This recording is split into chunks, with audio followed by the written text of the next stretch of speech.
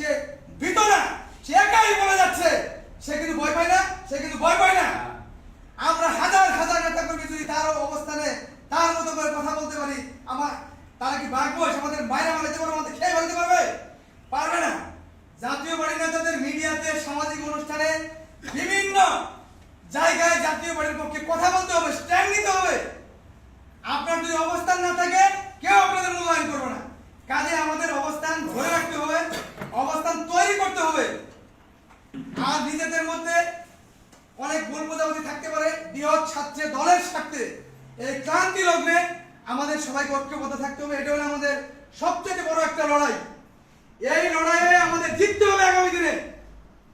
আমরা আওয়ামী লীগের দূষরদের পক্ষে নাই, যারা জাতীয় পার্টির বিরুদ্ধে অবস্থান নিয়েছে সেই সকল দূষরদের নির্বাচনী এলাকায় 500 ভোট ব্যাংক নাই।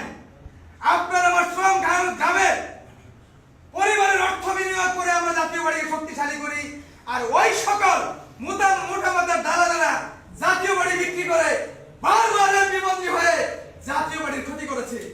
আগামীতে তৃণমূলের মতামতে জিএমকে ঘোষণা দিয়েছেন জাতীয় পার্টি গঠিত হবে, তাই তৃণমূলের মতে আগামী তার কেউ বেচতে পারবে না। জিএমকে ধন্যবাদ জানাচ্ছি ওই সকল দালালদের বহিষ্কার করার জন্য। জামালপুর থেকে আমরা দালাল মুক্তির ঘোষণা দিয়েছি।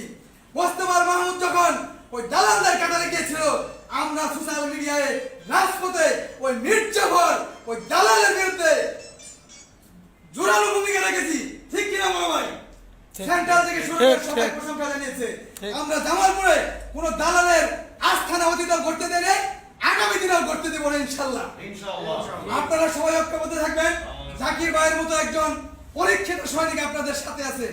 হয়তো রাজনৈতিক প্রেক্ষাপট চেঞ্জ হইতে একটু সময় নিছে, আগামীতে আমাদের জন্য ভালো হবে। মহাসচিব বর্তমান যারা সেন্ট্রাল নেতৃবৃন্দ আছে, যে বৃহত্তর ময়মনসিংহের মধ্যে জামালপুরের প্রতি, জাকির ভাইয়ের প্রতি যারা আমাদের উপদেষ্টা আছে, তাদের প্রতি সুনজর আছে। আগামীতে আমাদের হক অন্য কেউ বিনষ্ট করতে পারবে না ইনশাআল্লাহ।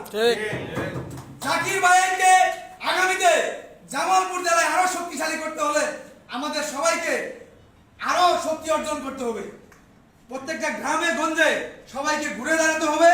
জাতীয় পার্টি নির্বাচনের সময় আমরা যেভাবে এলাকায় এলাকায় অবস্থান তৈরি করেছিলাম, সেই অবস্থানকে আবারও শক্তিশালী করতে হবে। তাই আমার সিনিয়র নেতৃবৃন্দরা অনেকে আছেন, বক্তব্য দিবেন। আমি আমার বক্তব্য দীর্ঘায়িত করবো না।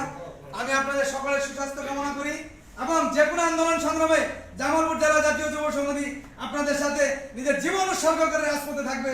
সবাই ভালো থাকেন, সুস্থ থাকেন। পল্লী বন্ধু আমার হোক, জামালপুর জেলা জাতীয় অভিনেতা দীর্ঘজীবী হোক। আসসালামু আলাইকুম।